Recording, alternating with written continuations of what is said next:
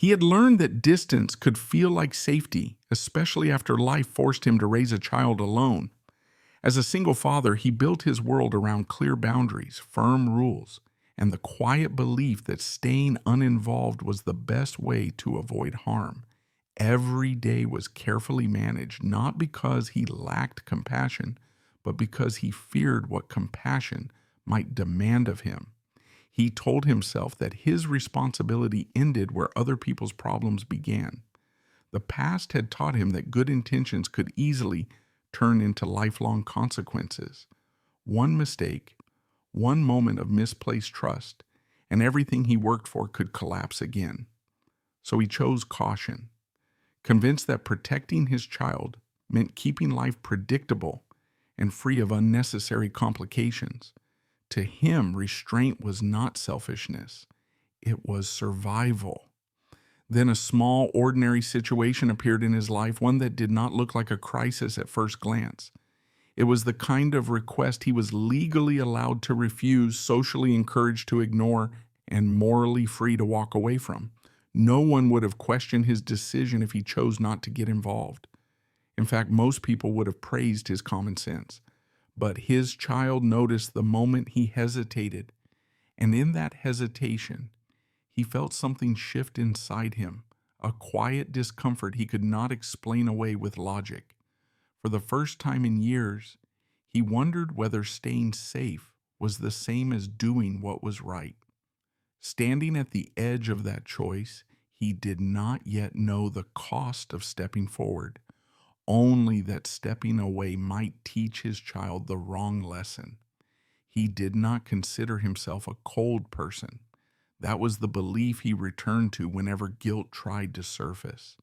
He cared deeply about his child, worked harder than most people noticed, and lived with a constant awareness that every decision he made echoed beyond himself. If anything, he told himself he cared too much.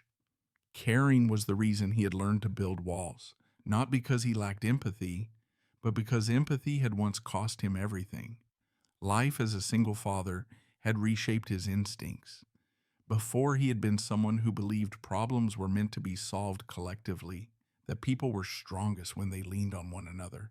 But loss had rewritten those assumptions. After becoming solely responsible for a child, the margin for error disappeared. There was no one else to absorb the consequences of a bad decision, no safety net waiting quietly in the background. Responsibility had narrowed his world until only what was necessary remained. He lived within that narrow world carefully. Each morning began early, structured around routines designed to minimize chaos. Breakfast prepared the same way every day. School drop-offs timed precisely to avoid unnecessary conversations. Work hours chosen for stability rather than fulfillment. Evenings spent at home, predictable and controlled, where he could account for every variable that mattered. It wasn't joyless. There was warmth in their home, laughter even. His child felt safe, seen, loved. That was the measure he used to judge his success as a parent. If those conditions were met, everything else felt optional, including involvement in other people's lives. He had learned over time to ignore small disturbances around him, a raised voice on the street, an argument between neighbors, someone asking for help that clearly carried complications. He didn't turn away with contempt. He simply redirected his attention, reminding himself that he had one priority and one priority only: his child. That mindset had served him well until the day it didn't. The situation began quietly, without drama or emotional appeal. No tears, no urgency, just a request presented plainly, almost awkwardly, as if the person asking already expected refusal.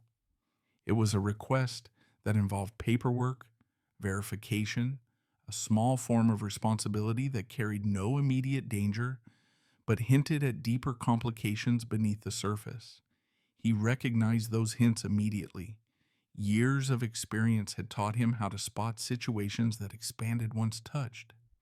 Situations that looked manageable at first, then unfolded into obligations, explanations, and moral entanglements no one had planned for.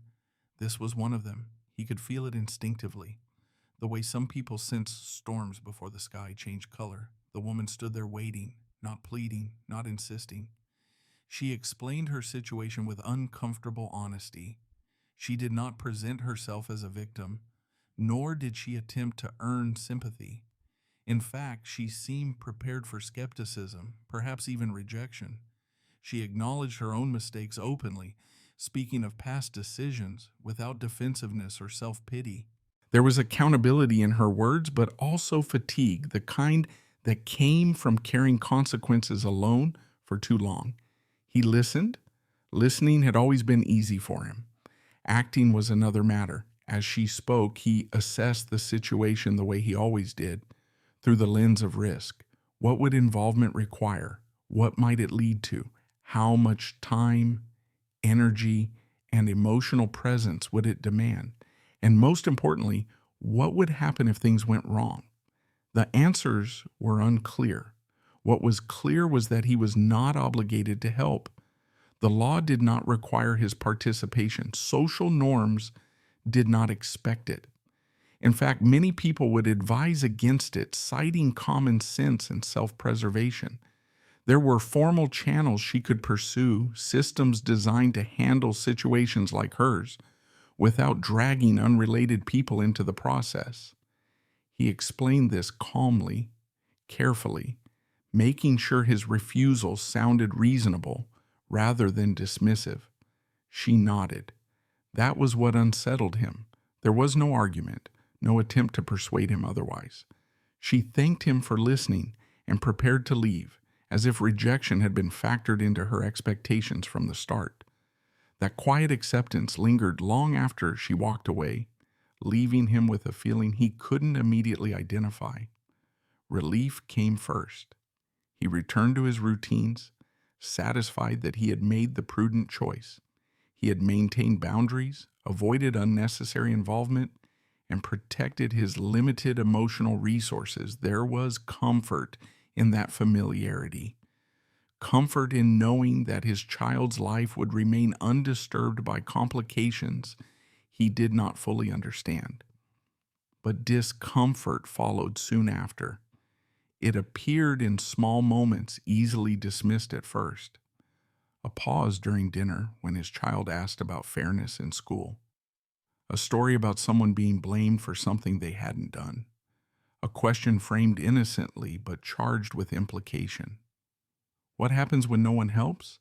His child asked one evening. He answered automatically, drawing from the framework he had built over years. Sometimes people have to solve their own problems, he said. That's just how life works.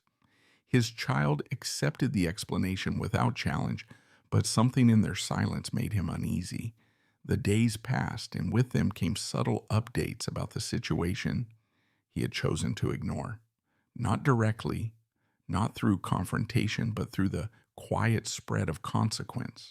He heard fragments through others, a missed deadline, a complication that could have been avoided, the escalation of a problem that once required only minimal intervention. He told himself it wasn't his responsibility.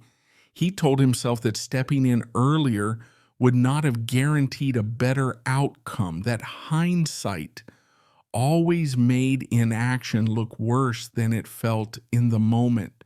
These were rational arguments, well practiced and logically sound. Still, the discomfort persisted. He began to notice how often he used the phrase, "not my place," when explaining his decisions to himself.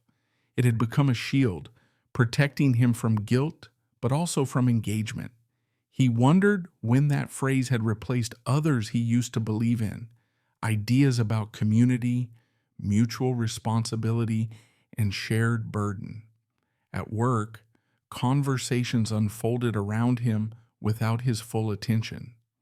His mind returned repeatedly to the same unresolved tension, not about whether he had broken a rule or violated a norm, but about what his choice communicated. Children, he knew, learned less from instruction than observation. He wondered what his child had observed. The answer came unexpectedly. One afternoon, his child came home visibly unsettled. There had been an incident at school involving another student, someone being singled out unfairly, quietly, without overt cruelty, but with enough exclusion to hurt. Most of the class had noticed. Few had spoken up. "What did you do?" he asked gently. "I didn't say anything," his child admitted. "I didn't want to make it worse." The words echoed something uncomfortably familiar. He felt the parallel immediately and hated it. He wanted to reassure his child, to explain that caution wasn't wrong, that sometimes staying quiet was the safest option. But the words caught in his throat, stripped of their usual certainty.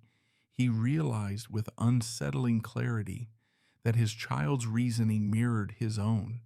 That night he replayed the woman's words in his mind. The accountability, the absence of excuses, the quiet acceptance of refusal.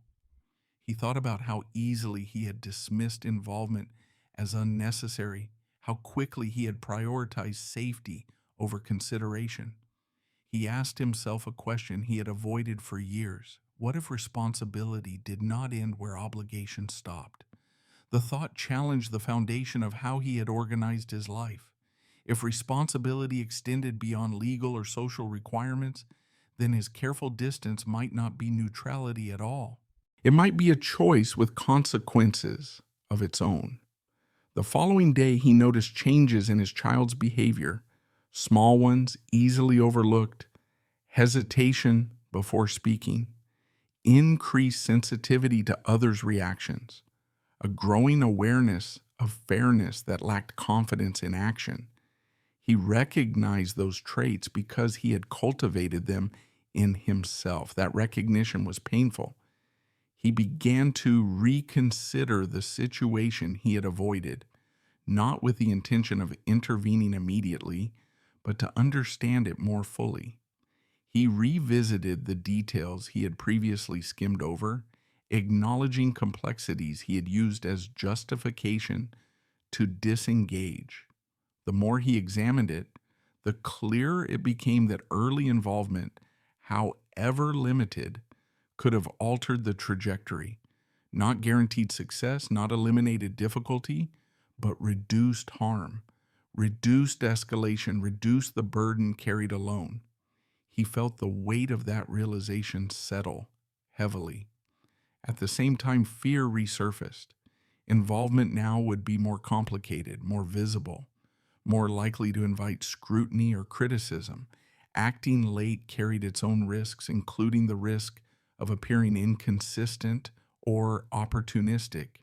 He could already imagine the questions, the judgments, the implications for his carefully balanced life. He weighed these considerations meticulously, the way he always did. What would this cost in time, in energy, in emotional availability for his child?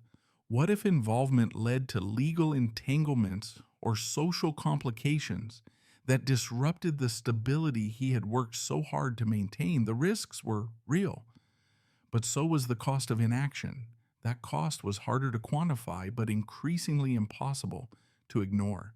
It appeared in his child's questions, in his own growing discomfort, in the sense that his actions no longer aligned with the values he hoped to pass down. He realized that by choosing safety every time, he had taught his child that safety was the highest good. He was no longer sure that was true. The moment of decision did not arrive with drama or urgency. It came quietly during an ordinary evening at home. His child was doing homework at the table, concentrating intensely on a simple assignment. He watched them for a long moment, struck by the seriousness with which they approached even small tasks. "Do you think grown-ups should help when they can?" his child asked suddenly, without looking up. He hesitated. The pause was brief, but meaningful. "I think they should try," he said finally, "even when it's uncomfortable." His child nodded as if the answer confirmed something they had already begun to believe. That was the moment he understood that the choice was no longer theoretical. Whether he acted or not, A lesson was being taught. He did not yet know how he would step back into the situation or what form his involvement would take. He only knew that maintaining distance was no longer a neutral position. It was a statement, one that contradicted the example he wanted to set. With that understanding came a difficult acceptance. If he chose to act now, he would have to own the fact that he should have acted sooner. He would have to explain himself honestly, both to others and to his child. He would have to accept consequences without the comfort of certainty. The decision frightened him, but for the first time in a long while, fear was no longer enough to stop him. After that evening, nothing outwardly dramatic happened. There was no confrontation, no sudden crisis demanding immediate action. Life continued much as it had before, wrapped in routine and predictability. On the surface, his choice to remain uninvolved appeared justified. The absence of chaos felt like confirmation that restraint had been the right decision. But beneath that surface, something had shifted. He became more aware of silence, his own and the silence around him. It was no longer neutral. It carried weight. Each day that passed without action made the situation he had avoided feel less distant and more personal, as if his inaction were slowly tethering itself to his identity. He began to notice changes in how people spoke about the situation. The tone shifted from casual to concerned, from speculative to resigned. What had once been described as a manageable issue was now framed as a problem that had gotten complicated. Deadlines had passed, options had narrowed, support that might have been available earlier was no longer easily accessible. He recognized the pattern immediately. Delay rarely eliminated difficulty, it concentrated it. At home, the impact was quieter but more unsettling. His child became increasingly observant, less willing to accept explanations at face value. They listened more carefully, asked fewer but sharper questions. Their curiosity was no longer abstract, it was grounded in lived experience. One evening, while they were preparing dinner together, his child asked a question that caught him off guard. Why do people wait so long to help? The question was not accusatory. It was thoughtful, almost puzzled, as if the answer should be simple, but wasn't. He paused, knife hovering over the cutting board, searching for words that felt honest without being overwhelming. He realized how often he had relied on generalities to avoid discomfort. This time, those generalities felt inadequate. Sometimes people are afraid, he said carefully. Sometimes they don't know if helping will make things worse. His child nodded slowly, absorbing the response. But if everyone waits, they said, doesn't that make it worse anyway? He had no immediate answer. That night, he lay awake longer than usual, staring at the ceiling as the question replayed in his mind. He recognized its simplicity as its power. Children had a way of bypassing the complex rationalizations adults constructed and going straight to the core of an issue. He realized that his child was no longer merely observing his behavior, they were interpreting it. At work, his concentration faltered. Tasks that once required little thought now felt heavy, weighed down by internal conflict. He caught himself rereading emails, missing details, replaying conversations he had tried to forget. His colleagues noticed his distraction, though none commented on it directly. The situation he had avoided continued to unfold without him, and each update felt like an indictment. Not because he was solely responsible, but because he had been capable of influencing events earlier. That knowledge eroded the certainty he had once relied on. He began to revisit the moment of refusal in greater detail. He examined not only what he had said, but how quickly he had said it, how efficiently he had redirected the woman toward systems he knew were slow, overstretched, and often indifferent, how he had framed his refusal as neutrality rather than choice. He wondered whether neutrality was ever truly neutral. The realization unsettled him deeply. One afternoon, his child came home upset after school. A classmate had been caught breaking a rule, and most of the class had accepted the explanation offered by authority without question. His child felt uneasy about it, sensing something unfair but unsure how to respond. I wanted to say something, they admitted, but I didn't want to get involved. The words felt painfully familiar. He listened carefully, resisting the urge to correct or reassure. Instead, he asked what his child thought would have been right. I think staying quiet made me feel worse, they said after a moment, even though nothing bad happened. That admission struck him harder than any criticism could have. He realized that his child was experiencing the same internal conflict he had been avoiding, choosing between comfort and integrity. And without intending to, he had modeled avoidance as the safer, more acceptable option. That was not the lesson he wanted to teach. The following days were marked by growing tension between his instincts and his values. Each time he considered stepping back into the situation, fear resurfaced. Fear of making things worse, fear of exposure, fear of disrupting the fragile stability he had constructed for his family. But now those fears were accompanied by something else, responsibility, not obligation enforced by law or social pressure, but responsibility born of influence. He could no longer deny that his choices shaped his child's understanding of right and wrong. Silence was no longer passive, it was instructional. The tipping point came quietly. He learned that the situation had reached a stage where external intervention was imminent. Formal processes were being initiated, processes that were far less flexible and far more punitive than early, informal involvement would have been. Consequences would follow. Not necessarily fair or proportionate, but unavoidable. He stood in his kitchen, phone in hand, absorbing the information long after the call ended. This was precisely the outcome he had hoped to avoid by staying uninvolved. And yet, by doing nothing, he had allowed events to escalate beyond his influence. That realization carried a sharp sense of regret. That evening, he spoke to his child openly for the first time about his uncertainty. He did not present himself as confident or authoritative. He admitted fear, confusion, and the possibility that he had made the wrong choice. He explained that sometimes adults hesitated not because they didn't care, but because they were afraid of consequences. His child listened quietly. "Can you fix it now?" they asked. The question was simple, but it acknowledged complexity. It did not demand perfection, only effort. "I don't know if I can fix it," he said honestly, "but I think I should try." That answer felt like a commitment. The next day, he took the first step toward involvement. It was uncomfortable from the start. He reached out where he had previously remained distant, identifying himself and asking questions that exposed his earlier absence. The responses he received were mixed. Some were appreciative, others skeptical.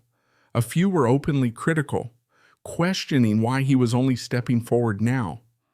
He did not defend himself. He understood that accountability meant accepting how his actions, or lack thereof, were perceived. The process was slow and messy.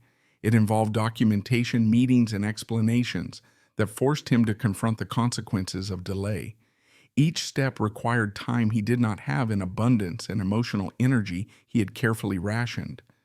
At times he wondered whether stepping in had truly been the right choice. There were setbacks that reinforced his worst fears, complications that arose precisely because the situation had been allowed to escalate, moments when it seemed his involvement only added another layer of difficulty. But he persisted.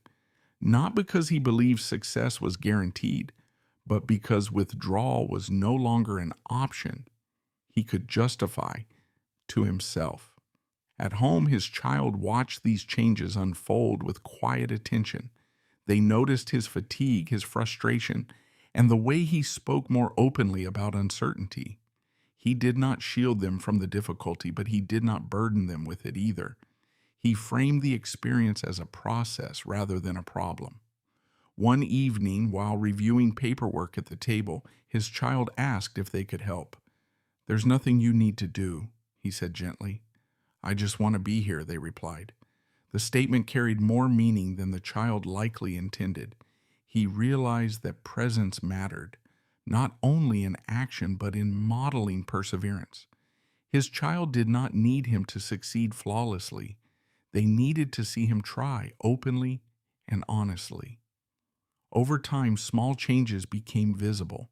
The situation stabilized enough to prevent further escalation. Those affected gained access to resources that had previously been out of reach. While resolution remained distant, the trajectory shifted from decline to management. He did not receive praise. In fact, some people remained critical, viewing his actions as insufficient or belated. He accepted this without resentment, understanding that repairing harm rarely restored reputation. That was not the goal. The goal was alignment. One afternoon, his child came home excited about a class discussion on fairness. They shared how they had spoken up during a conversation, even though it made them nervous. "I remembered what you said," they explained to all, that sometimes trying is better than staying quiet. He felt a quiet sense of relief. That moment did not erase his earlier hesitation, but it gave meaning to his effort to change course. He realized that teaching accountability included showing how to respond when you realized you had been wrong.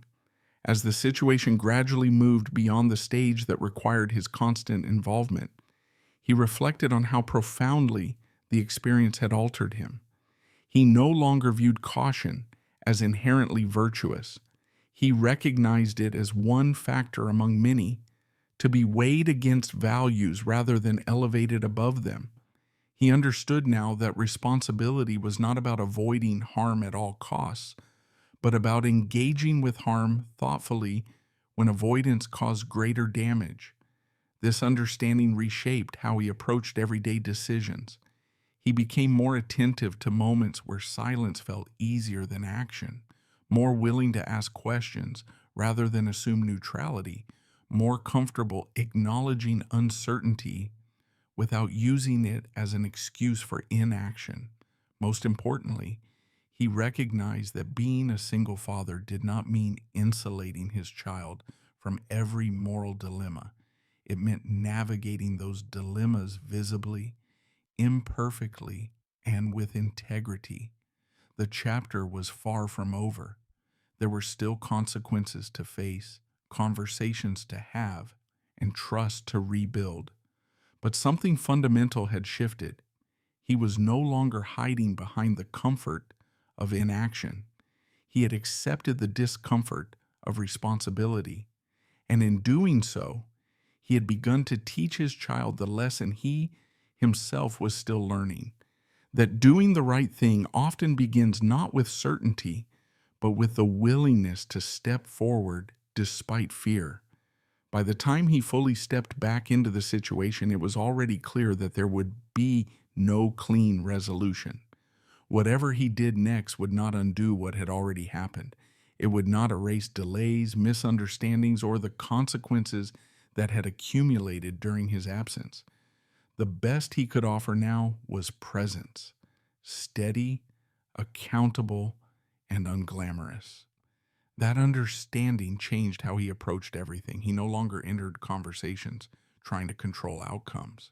Instead, he listened more than he spoke, asked questions instead of offering solutions, and accepted that repair often moved at a pace slower than urgency demanded. This restraint felt different from avoidance. It was intentional rather than fearful. The cost became visible almost immediately. Time once reserved exclusively for work and home was now divided. He missed hours, rearranged schedules, declined opportunities that would have made life easier in the short term. His income tightened again, and with it came familiar anxiety. As a single father, financial instability was not abstract. It was a threat he lived with daily. There were moments when he questioned himself, late nights reviewing documents or preparing for conversations that drained him emotionally.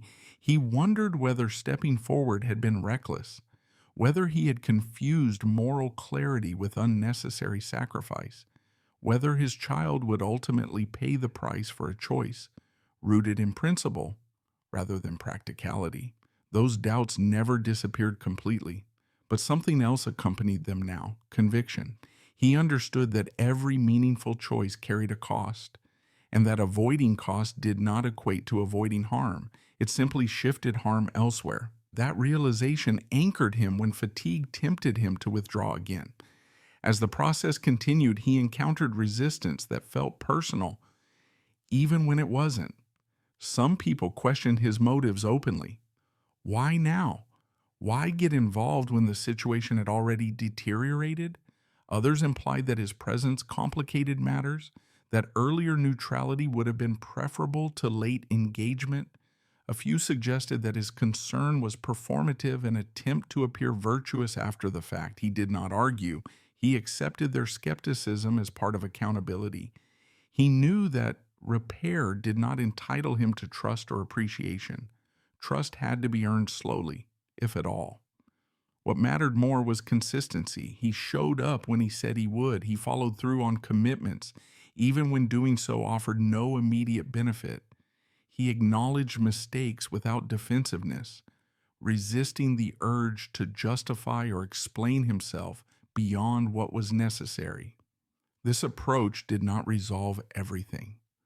Some consequences could not be reversed. Some outcomes remained painful, imperfect, and unfair. But the trajectory changed. Escalation slowed. Damage was contained. Paths that had seemed closed reopened slightly. Not enough to guarantee success, but enough to allow dignity. At home, the impact was quieter, but profound. His child watched him navigate exhaustion without bitterness.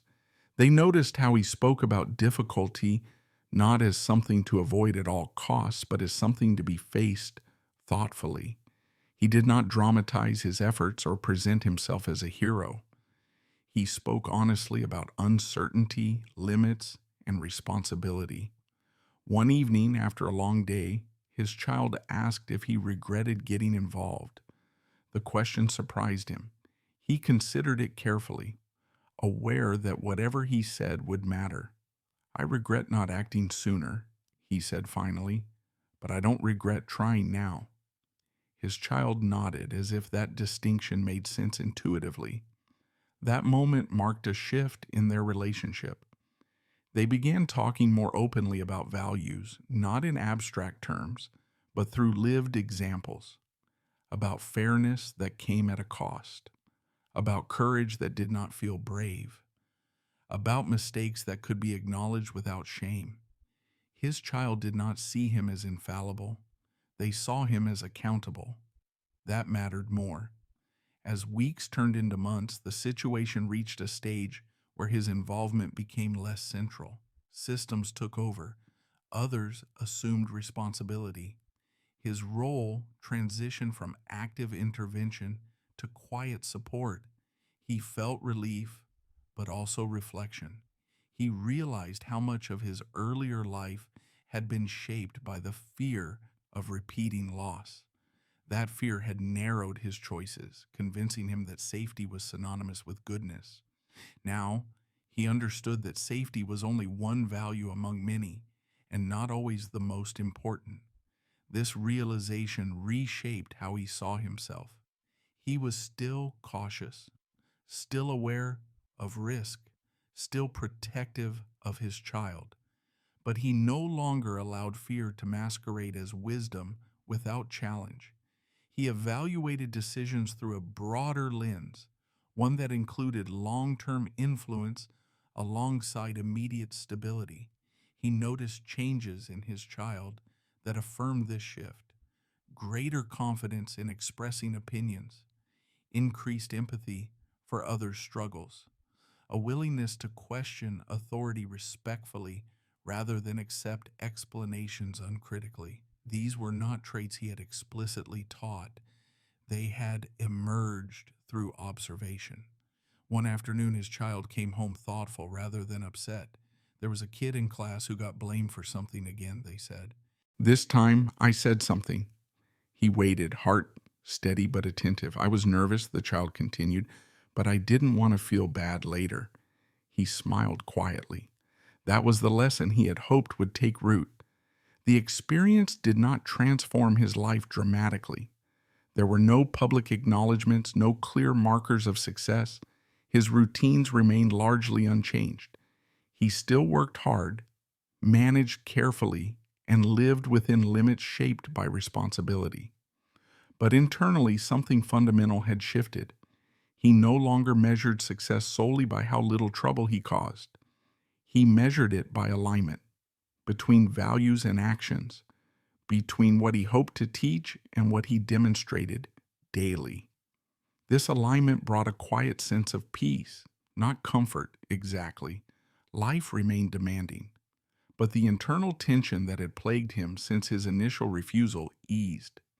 He no longer carried the unresolved weight of knowing he had chosen convenience over conscience. He understood now that being a single father meant more than provision. It meant modeling how to engage with an imperfect world honestly, how to acknowledge fear without letting it dictate choices, how to accept responsibility even when outcomes were uncertain and rewards non-existent. Looking back, he recognized how easily his story could have unfolded differently. He could have maintained distance justified by logic and reinforced by social norms. He could have taught his child that self-preservation outweighed engagement, that silence was safer than involvement. That path would have been easier, but it would have left a lesson he was not willing to pass on. Now, when faced with smaller decisions, moments that once might have gone unnoticed, he paused differently. He asked not only what was safest, but what was right, not only what he was obligated to do, but what his choice would communicate. He did not always choose action, but he chose consciously. That distinction defined his growth. As the chapter closed, he understood that this experience was not an exception, it was preparation. Life would continue to present moments where clarity was elusive and stakes unevenly distributed, where choosing right came with cost and choosing easy came with regret. He could not guarantee he would always choose well, but he trusted himself now to choose deliberately, and that trust extended to his child. He believed that by witnessing imperfection handled with integrity, his child would grow equipped to face their own moral challenges, not with certainty, but with courage grounded in awareness. In the end, there was no final victory. There was something better, a quiet, durable shift from avoidance to engagement, from fear to responsibility, from safety as an absolute to integrity as a guide. And for a single father raising a child in an uncertain world, that shift changed everything that mattered. In the end, his life did not become easier, but it became clearer. He learned that being a single father was not about choosing the safest path every time, but about choosing the most honest one when it mattered most. The world did not reward his decision with certainty or praise, yet it gave him something far more enduring: alignment between who he was and what he stood for. His child did not inherit a perfect example, but a living one. Someone who showed that mistakes could be faced, corrected, and learned from without shame. Through quiet actions rather than speeches, he taught that responsibility does not begin where obligation ends, but where conscience speaks. He understood now that fear would always exist, but it no longer deserved to sit in the driver's seat of his choices. There would be other moments, other crossroads, and other risks that carried no guarantees. But he no longer doubted what kind of lesson he wanted his child to carry forward. Not that life is safe or fair or predictable, but that integrity is worth its cost. And sometimes the greatest gift a parent can give is not protection from hardship, but the courage to face it honestly and the example of choosing what is right even when it is hard.